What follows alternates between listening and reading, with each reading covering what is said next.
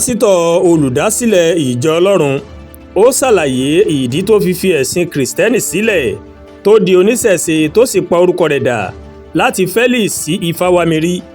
Olùdásílẹ̀ ìjọ Image of God Evangelical and Prophetic Ministry Ọlábánjọ Felix Gold ó mà ti kéde wípé òun ti kúrò nínú ẹ̀sìn ọmọlẹ́yìn Kristi òun sì ti di ẹlẹ́sìn ìbílẹ̀ báyìí. Ọ̀gbẹ́ni Gold tó jẹ́ pásítọ̀ tẹ́lẹ̀ ìmọ̀ ló mà kéde nínú fọ́nrán kan tó mà lórí ayélujára pa wípé òun ti yí orúkọ òun dà padà sí Ifáwámirí àwòrán Olódùmarè babaláwo onífá báyìí. Ifáwámirí ó mà tún dúpẹ́ lọ́wọ́ olúwo rẹ̀ ìyẹn olúwo Olúṣẹ́gun Ọlátúnjí tó mà jẹ́ àràbà ìlú Ìsárarẹ́mọ ní ìpínlẹ̀ Ògùn. Ọ̀gbẹ́ni Ifáwámirí kò ṣàì dúpẹ́ lọ́wọ́ àwọn ọmọkùnrin méjì àràbà Ìsárarẹ́mọ Fáṣẹ́gun àti Fáwálé fún bí wọ́n ṣe ń tọ́ òun sọ́nà.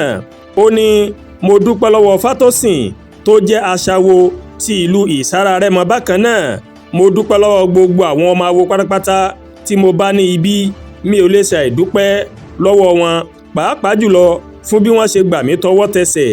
Ifáwámirí ló sọ bẹ́ẹ̀.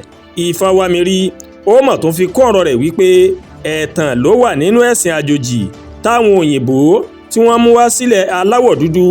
Bákan náà ọ̀gbẹ́ni Ọlábánjọ tó mà jẹ́ olùdásílẹ̀ ìjọ Image of God Evangelical and Prophetic Ministry ó mà sọ wípé àwọn ẹlẹ́sìn àjòjì kan wọ́n kàn ń tàn wá jẹ ní ìṣẹ̀ṣe làgbà fún ìwọ náà tó o bá fẹ́ wọ gbódù tàbí tí o fẹ́ tẹ ifá o fẹ́ béèrè lọ́wọ́ irúnmọlẹ̀ o fẹ́ bá ifá ní gbólóhùn tàbí o fẹ́ mọ bí ọ̀rọ̀ ayé rẹ bó ṣe rí. Mò ń fi àsìkò yìí mo fi ń sọ fún ọ wípé kí o kàn sí bàbá Olúṣẹ́gun Ọlátúnjí tó jẹ́ àràbà ti ìlú Ìsárarẹ́mọ pásítọ̀ tó di babaláwo ń lọ sọ bẹ́ẹ̀. Àdúràgbà Olúwatóyìn ló ń kàròyìn sí létí láti kàn ní Ẹ̀yà Yorùbá World TV. Bẹ́ẹ̀ ṣe ń wò wá ẹ máa bá wa like ẹ máa share ẹ máa comment ẹ má tún gbàgbé láti bá wa subscribe sórí YouTube channel wa kẹ́ wá bá wa tẹ notification bell láti máa máa wo ètò wa lọ́kọ̀ọ́jọ̀kan tó bá ti gorí ìkànnì yìí. Ẹ ṣé pọ̀ tí ẹ̀ ń wo wa o a kú iṣẹ́ tàná a kú múra ṣe tòní àánú yóò fọ̀ nínú ayé mi àti yín àmín o.